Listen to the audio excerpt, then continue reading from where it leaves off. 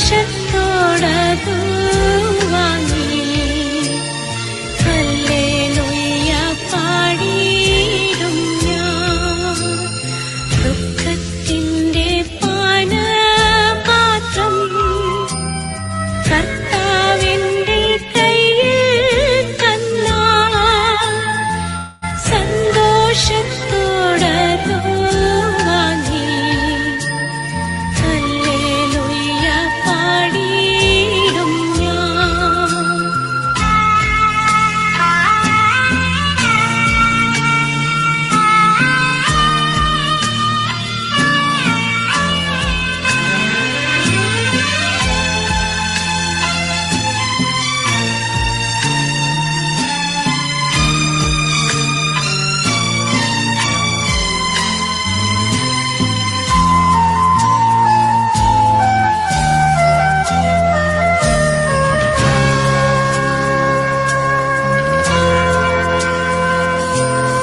ദോഷമായിട്ടെന്നോടൊന്നും എന്റെ താതൻ ചെയ്യുകയില്ല.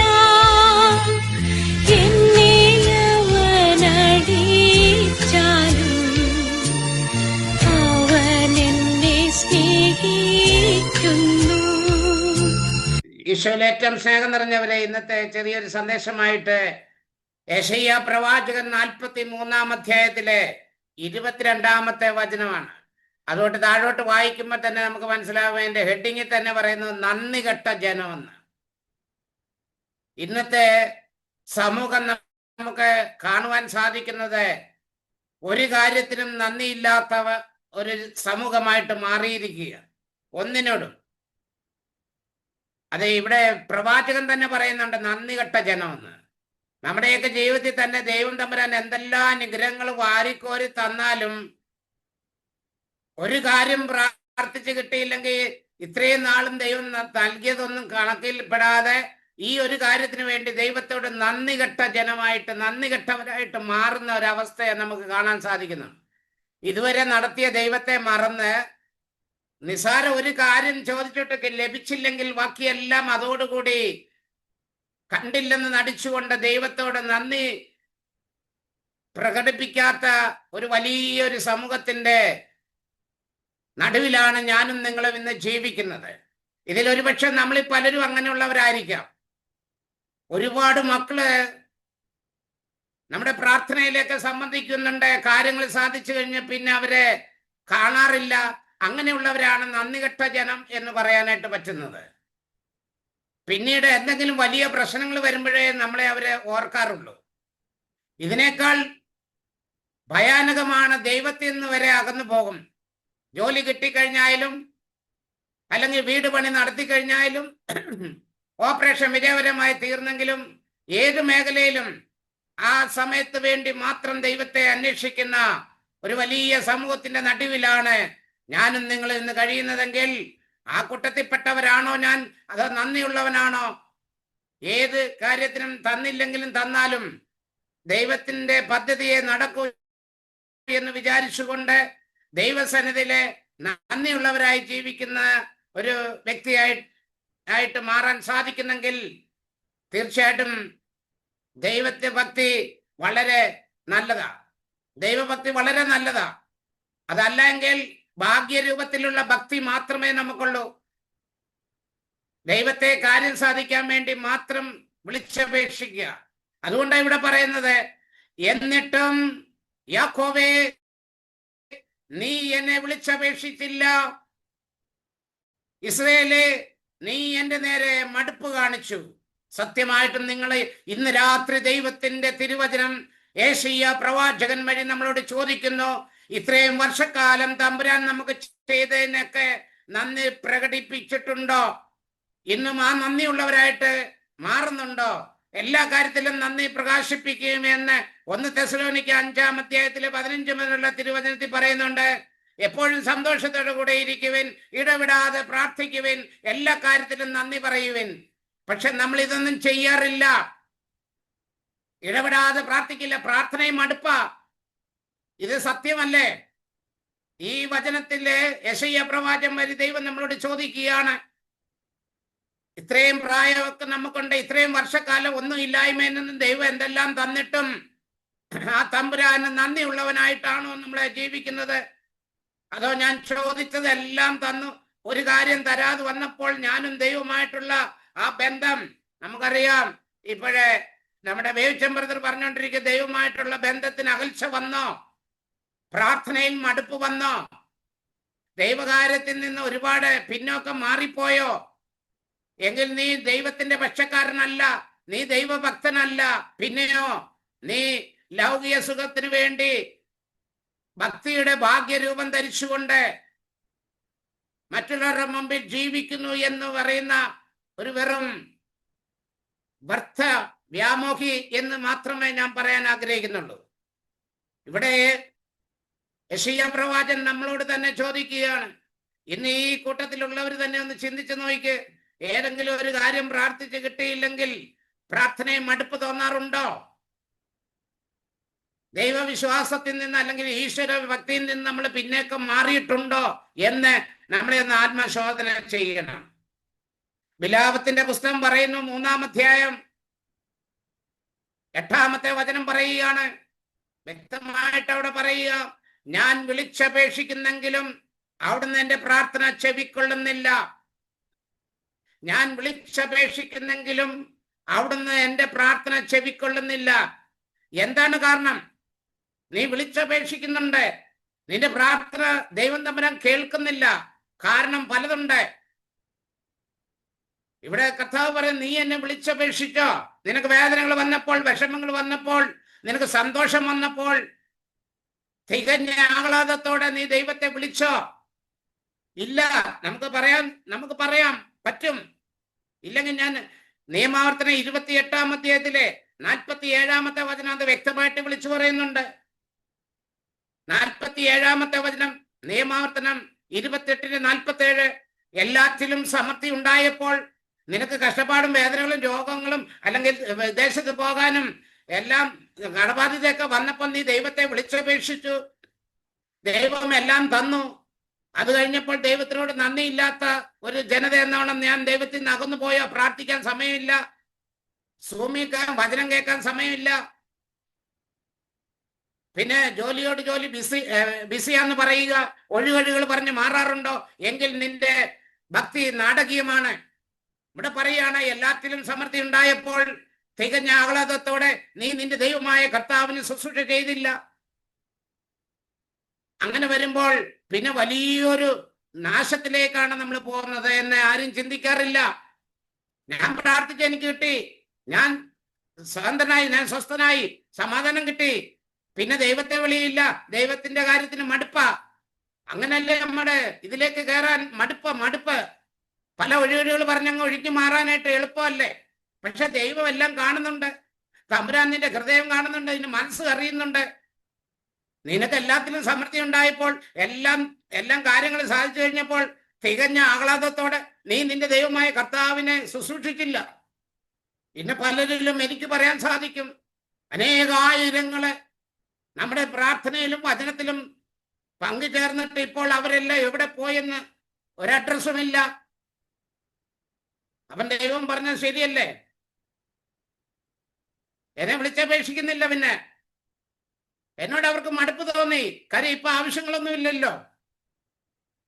48-ാമത്തെ വചനം പറയുന്നു, അതിനാൽ കർത്താവ് നിനക്കെതിരെ അയക്കുന്ന ശത്രുക്കൾക്ക് വേണ്ടി നീ വിശപ്പും ദാഹവും നഗ്നതയും പരമദാരിദ്ര്യം സഹിച്ചുകൊണ്ട് വേല ചെയ്യും. നീ നശിക്കുന്നത് വരെ അവിടുന്ന് നിന്റെ കഴുത്തിൽ ഇരുമ്പ് നുകം ഭാരമുള്ളതായിരിക്കും നിന്റെ ജീവിതം മുന്നോട്ട്.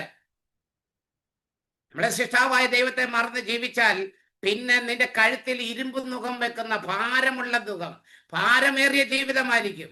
നീ നശിക്കുന്നത് വരെ ദൈവം തമ്പുരാൻ ഈ ഭാരമേറിയ നുകം മാറ്റത്തില്ല.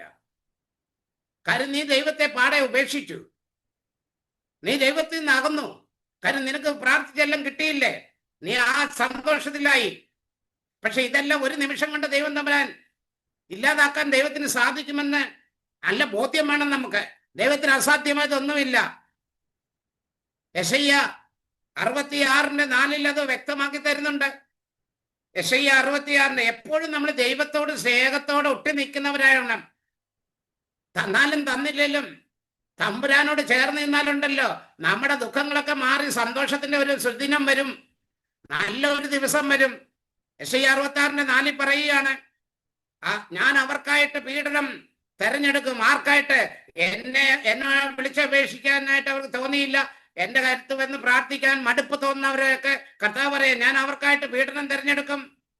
അവർ ഭയപ്പെടുന്നത് അവരുടെ മേൽ ഞാൻ വരുത്തും. അവരെന്ത് ഭയപ്പെടുന്നു അതെല്ലാം വരും. അങ്ങനെയാണ് നമ്മളെ നശിച്ച് നാരായണക്കല്ലായി പോന്നത്.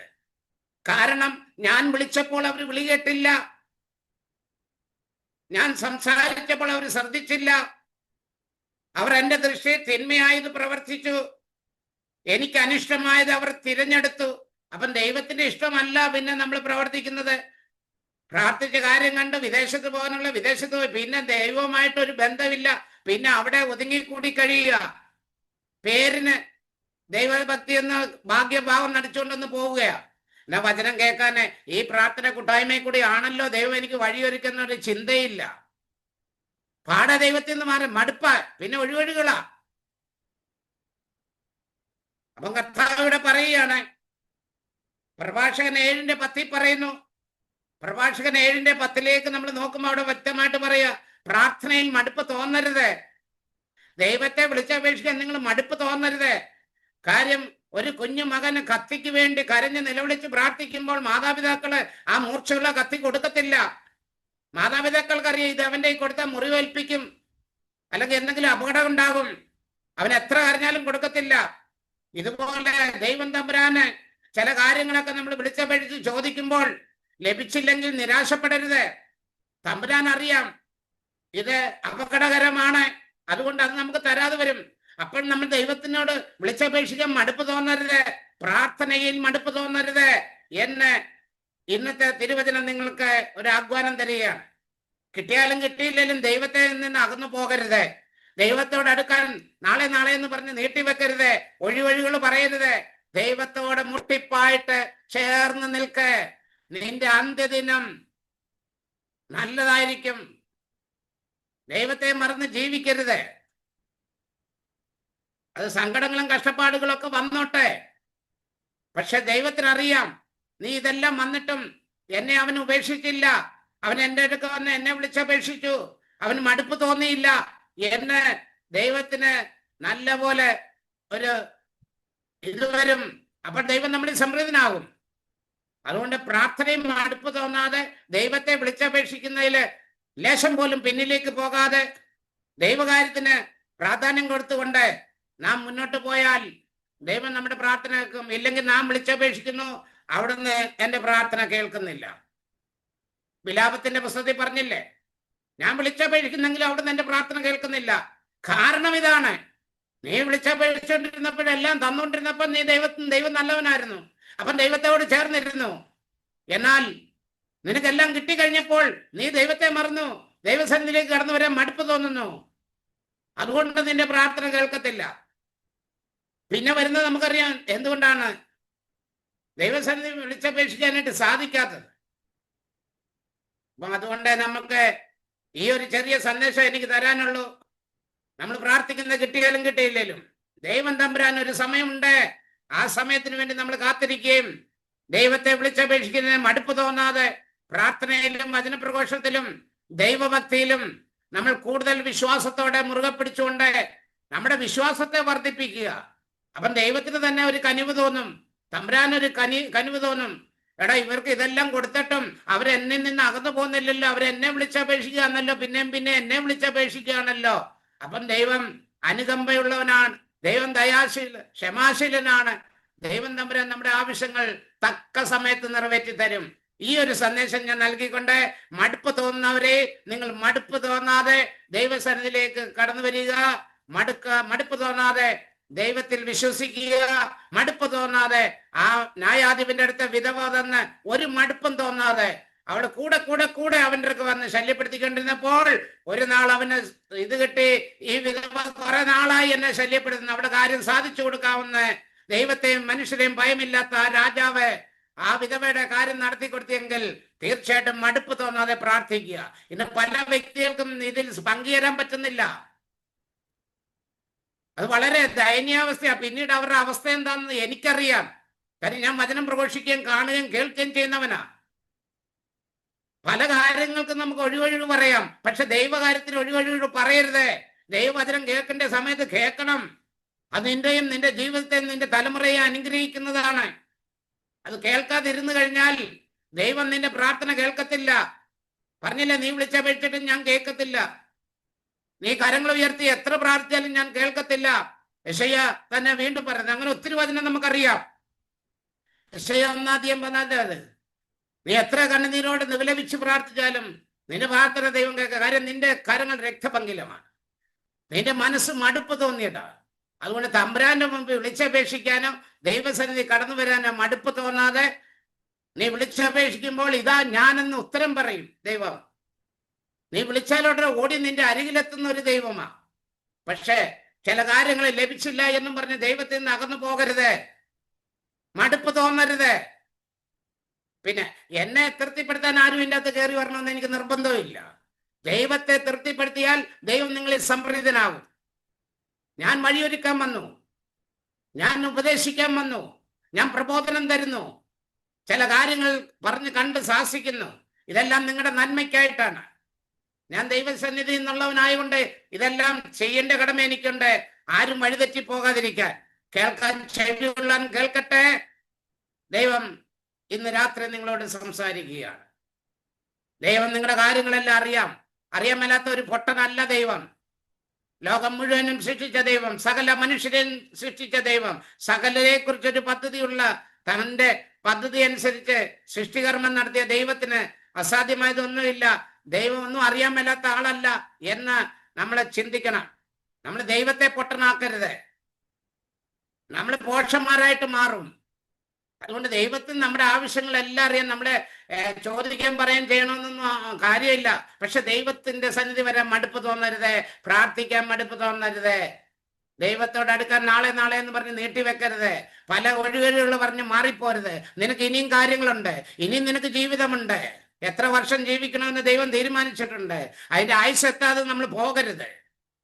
ചിലപ്പം മടുപ്പ് തോന്നി നമ്മളെ ദൈവത്തിൽ നിന്ന് അകന്നു പോയാൽ സാത്താൻ നമ്മളെ തകർത്ത് കളയും. മടുപ്പ് തോന്നിയാൽ ദൈവമായിട്ടുള്ള ബന്ധത്തിൽ നിന്ന് അകൽച്ച വരുമ്പോഴാണ് സാത്താൻ നമ്മളെ കയറി നിരങ്ങുന്നത്. അതുകൊണ്ട് തോന്നുമ്പോഴൊക്കെ കയറി വരാനല്ല, ദൈവസന്നിധിയില് എപ്പോഴും മുട്ടിപ്പായിട്ട് പ്രാർത്ഥിക്കുകയും ദൈവത്തോട് ചേർന്ന് നിൽക്കുക, സ്നേഹത്തിലൊട്ടി നിൽക്കുക. അവിടുന്ന് നിന്നെ സംരക്ഷിക്കും. അവിടുത്തെ രക്ഷ നിനക്ക് കാണിച്ചത് നിന്റെ കണ്ണുകൾ തന്നെ കാണും. ദുഷ്ടന്മാരോ നശിച്ചൊന്നുമില്ലാതെ അവര് കാറ്റ് പറത്തുന്ന പതിരി പോലെ പറന്നു പോകും. എന്നാൽ ദൈവത്തെ വിശ്വസിച്ച് ദൈവത്തെ ഭയഭക്തിയോടെ കാണുന്നവനും ദൈവത്തെ വിളിച്ചപേക്ഷിക്കുന്നതും ഒരു നാളും കുലുങ്ങത്തില്ല, ഒന്നും നഷ്ടപ്പെട്ടു പോകത്തില്ല. നഷ്ടപ്പെട്ടത് പോയെല്ലാം തിരിച്ചു തരുന്ന ഒരു ദൈവമാണ്. ആ ദൈവത്തെയാണ് നമ്മൾ വിളിച്ചപേക്ഷിക്കുകയും പ്രാർത്ഥിക്കുകയും സ്നേഹിക്കുകയും ചെയ്യേണ്ടത്. അല്ല കാര്യങ്ങൾക്ക് വേണ്ടി മാത്രം പ്രാർത്ഥിച്ച് പിന്നെ പ്രാർത്ഥന കയറാൻ മടുപ്പ്, വചനം കേൾക്കാൻ മടുപ്പ്. അത് നിന്റെ കാര്യം സാധിച്ചുകൊണ്ടല്ലേ. ഒറ്റ നിമിഷം കൊണ്ട് ഇതെല്ലാം ഇല്ലാതാക്കാൻ ദൈവത്തിന് അറിയാമല്ലോ. ഒന്നുമില്ലായ്മയിൽ നിന്ന് എല്ലാം തന്ന ദൈവം ഒരു നിമിഷം കൊണ്ടെല്ലാം ഇല്ലാതാക്കാൻ പറ്റും. അതുകൊണ്ട് ഇന്നത്തെ തിരുവചനം, ഞാൻ എന്നെ വിളിച്ചപേക്ഷിച്ചില്ല, എന്നോട് അടുക്കാൻ അവർ മടുപ്പ് തോന്നി എന്ന് ഒരു കാര്യം പറയാൻ ഇടവരുത്തരുത്. ദൈവം നമുക്ക് നന്മകൾ മാത്രമേ ആഗ്രഹിക്കുന്നുള്ളൂ. ദൈവം ഒരു മനുഷ്യ മക്കളും വേദനിക്കാനായിട്ട് അല്ലെങ്കിൽ പീഡിപ്പിച്ച് നശിച്ചു പോട്ടെ എന്ന് ദൈവം ആഗ്രഹിക്കുന്നില്ല. കാര്യം നമ്മുടെ മക്കൾ നല്ലതാകാനായിട്ട് നമ്മൾ ആഗ്രഹിക്കുന്നെങ്കിൽ അതിൽ എത്രയോ വലുതാണ് തമ്പുരാൻ. നമ്മളെ സൃഷ്ടിക്കുകയും മെനഞ്ഞെടുക്കുകയും ചെയ്ത ദൈവം തമ്പുരാൻ ഒരിക്കലും ഒരു മനുഷ്യ മക്കൾ നശിക്കാൻ ആഗ്രഹിക്കുന്നില്ല. പിന്നെ നശിക്കുന്ന നമ്മുടെ മനോഭാവം, നമ്മുടെ ജീവിത രീതികള്, നമ്മുടെ ചെയ്തികള്, ദൈവത്തോട് അടുക്കാതെ ഈ ലോകത്തിന്റെ മോഹങ്ങളിൽ ജീവിക്കുന്നവർക്ക് ദൈവം നമ്മെ അനുഗ്രഹിക്കട്ടെ. പിതാവിന്റെയും പുത്രന്റെയും പരിശുദ്ധാത്മാവിന്റെയും നാമത്തിൽ ആമേൻ.